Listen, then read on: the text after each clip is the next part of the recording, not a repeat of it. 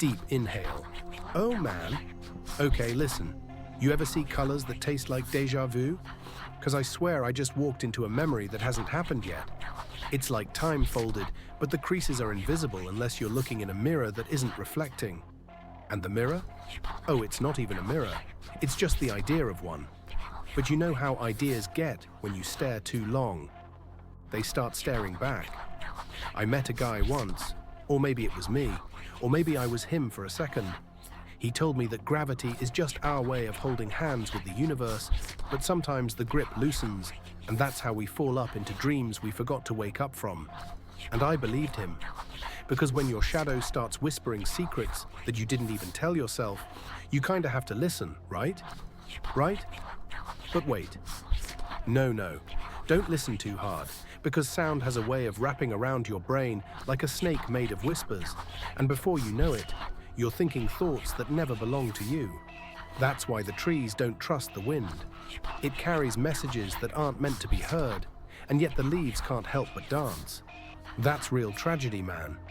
Dancing to a song you don't even like, but still feeling every note like it's the only truth you've ever known.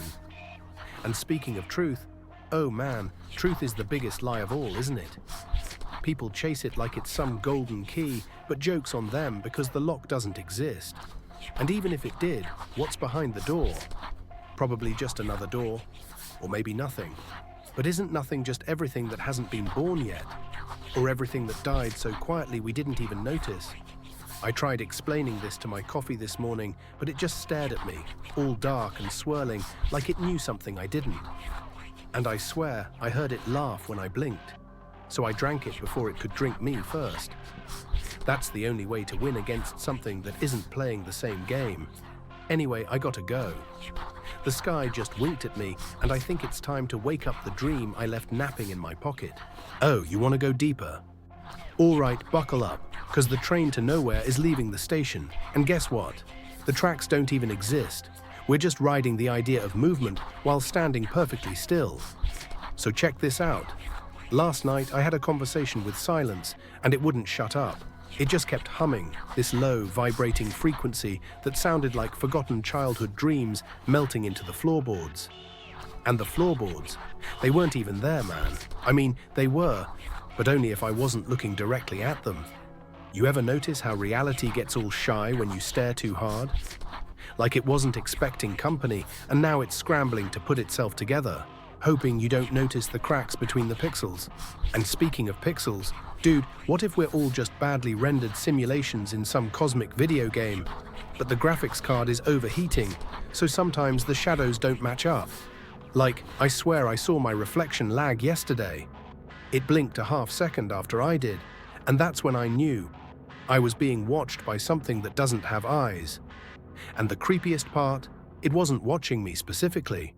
It was watching the space around me, like it was waiting for something else to arrive. But what, man? What's coming? And why does it feel like it's already here? But here's the kicker. What if we're not even moving forward in time?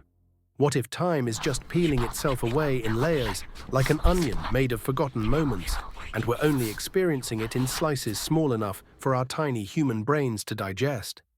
And if that's true, what happens when we get to the core? What happens when the last layer falls away? Is it nothing? Or is it everything at once? And oh, this just hit me. What if thoughts aren't even ours? What if they're just radio waves bouncing around the universe, and every now and then our brains just tune into a random station? Like 1 minute you're vibing, thinking about sandwiches, and the next, boom, you're contemplating the heat death of the universe while tying your shoelaces. Who's transmitting this stuff? And more importantly, who's listening?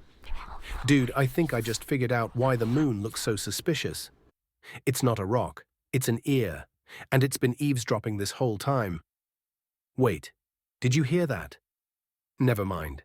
I think the walls just blinked.